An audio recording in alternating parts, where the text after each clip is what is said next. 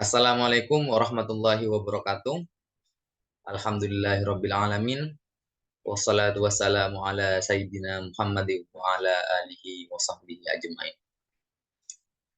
Baik, di pagi hari ini kita akan melanjutkan dengan pembahasan mengenai operating system atau biasa kita kenal dengan OS.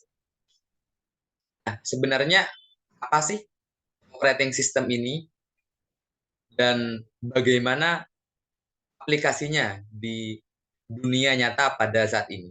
Ini akan kita coba bahas pada video kali ini. Sebelum kita mengetahui apa itu operating system, perlu kita tahu bahwa operating system ini merupakan salah satu bagian dari software atau perangkat lunak. Nah, perangkat lunak ini sendiri yaitu program yang digunakan untuk menjalankan hardware dari komputer. Nah, software sendiri ini terbagi menjadi 3 tingkatan berdasarkan penggunaannya. Di sini ada sistem operasi atau operating system, kemudian ada perangkat lunak bahasa pemrograman atau language programming software, dan yang ketiga ada perangkat lunak aplikasi atau application software. Nah, di sini apa bedanya? Yang pertama, untuk operating system di sini program yang tujuan dibuatnya yaitu untuk mengendalikan seluruh kegiatan dari sistem komputer. Sedangkan language programming software di sini software yang digunakan untuk menerjemahkan bahasa pemrograman menjadi bahasa mesin sehingga dapat dimengerti oleh komputer. Sedangkan yang ketiga, application software di sini software yang ditulis dan diterjemahkan untuk menyelesaikan suatu aplikasi tertentu. Oke. Nah, dari ketiga jenis software ini, bagaimana hubungannya dengan bagian lain? Misalkan dengan user ataupun dengan hardware. Nah, di sini bisa kita lihat ada bagian berikut. Nah, di sini kita bisa lihat bagaimana posisi dari masing-masing software dengan user maupun hardware.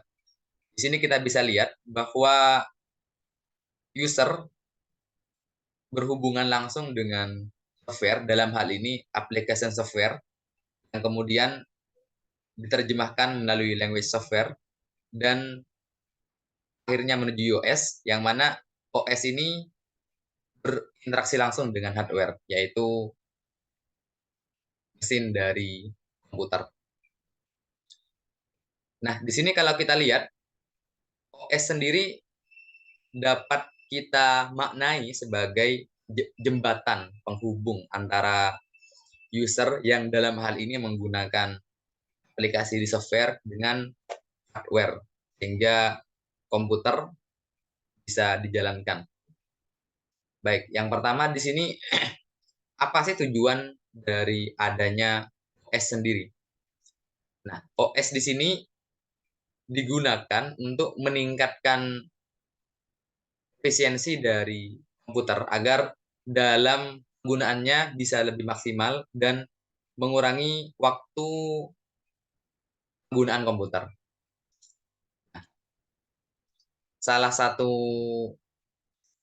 bagian dari sistem operasi ini ada kontrol program dan OS service. Nah, selanjutnya sebenarnya definisi dari OS sendiri itu apa? Baik, kita akan lanjut untuk pembahasan mengenai OS. Nah, di sini ada beberapa definisi yang bisa kita pakai untuk mendefinisikan OS. Yang pertama, mari kita coba telaah. OS adalah sebuah program penghubung antara user komputer dan hardware komputer. Oke, ini sebagaimana yang telah saya sebutkan barusan, yang mana OS ini adalah nyambung atau jembatan antara user dengan hardware yaitu komputer. Nah, definisi yang kedua di sini OS atau operating system merupakan kumpulan program yang dibuat oleh pabrik komputer dengan memperhatikan bentuk dan cara kerja hardware. Oke, di sini berhubungan dengan yang pertama, tentu iOS sendiri dibentuk untuk mengendalikan bagaimana kerja dari komputer. Dalam hal ini maksudnya hardware dari komputer. Dan selanjutnya di sini definisi yang ketiga, OS menurut American National Standard Institute memiliki definisi yaitu software yang mengontrol pelaksanaan program komputer, yaitu dengan mengatur waktu proses, pengecekan kesalahan, mengontrol input dan output, melakukan perhitungan, kompilasi, penyimpanan, pengolahan data, dan banyak bentuk layanan yang lain. Nah, apa sih tujuan dari OS ini sendiri? Yang pertama, untuk menyediakan keadaan yang mana user dapat menjalankan program dengan adanya OS ini. Dan yang kedua tentu agar menjadikan hardware komputer itu bekerja dengan lebih efisien. Nah, ini untuk bagian dari OS sendiri atau operating system. Di sini kita bisa lihat bahwa user tidak langsung berhubungan dengan hardware. Namun melalui software yang dalam hal ini merupakan program-program software, baik itu berupa aplikasi, yang selanjutnya diteruskan, diterjemahkan melalui operating system, sehingga operating system ini dapat mengendalikan kerja dari hardware, sehingga hardware dapat berfungsi. Jadi, operating system ini mengendalikan hardware. Dan bagaimana operating system ini bekerja, ini berdasarkan program-program yang dipakai oleh user. Nah, selanjutnya bagaimana aplikasi nyata dari operating system ini yang sudah ada. Nah, sebenarnya kalau kita pelajari banyak hal-hal di sekitar kita yang sebenarnya itu menggunakan operating system, baik itu komputer kita ataupun smartphone yang kita gunakan, semua menggunakan operating system. Nah, selanjutnya salah satu contoh aplikasi dari operating system ini bisa kita lihat pada DOS atau Disk Operating System, yang mana ini merupakan operating system yang biasanya dipakai di komputer IBM. Nah, DOS sendiri di sini punya versi yang diawali dengan DOS versi 1.00 yang ini dirilis di tahun 1981, terus meningkat hingga mencapai versi 7 pada tahun 1996. Nah, seiring dengan perubahan versi dari DOS ini, juga ada peningkatan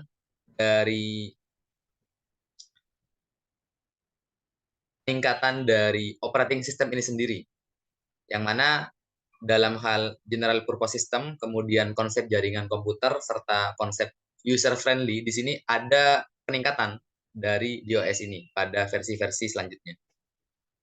Nah, selain DOS, di sini ada juga salah satu aplikasi penerapan dari operating system yang mungkin ini sudah cukup familiar di kita, yang kita kenal sebagai Windows.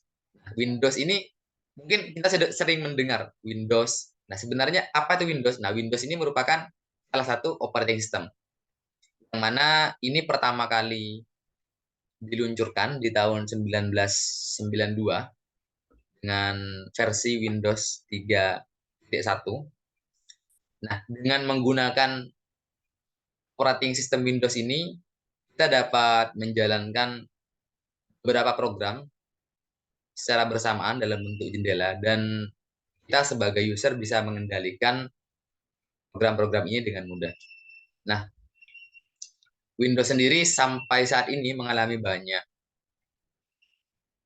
banyak update versi dari yang ada awalnya 3.1 kemudian tingkat menjadi versi 3.11 kemudian menjadi Windows 95, Windows 98, lalu hingga yang paling baru sekarang ada Windows 11. Lalu selain Windows ini juga ada Macintosh Operating System atau yang biasa dikenal dengan Mac OS. Nah, di sini Macintosh sendiri merupakan salah satu operating system di komputer.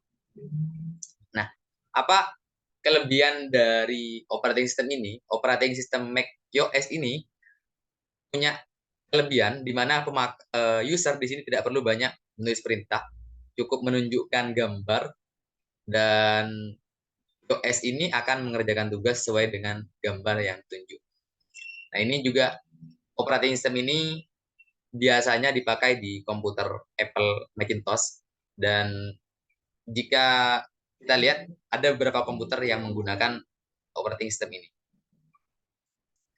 Salah satu operating system yang lain di sini ada Linux. Linux sendiri juga merupakan operating system sama seperti Macintosh ataupun Windows. Linux sendiri merupakan turunan dari operasi Unix dan punya kemampuan dan keunggulan dari sistem Unix. Nah, apa salah satu kelebihan dari sistem Linux ini? Sistem operasi Linux ini dapat di copy secara bebas tanpa harus membayar kepada pemegang lisensi dengan catatan source kodenya harus selalu disertakan dengan penyebarannya. Nah, selain itu juga ada operating system Red Hat Linux 7 dan banyak operating system yang lain. Ini untuk operating system yang ada di komputer. Nah, selain itu ada smartphone, kita juga kenal beberapa operating system yang lain, misalkan ada Android, kemudian ada iOS dan sebagainya.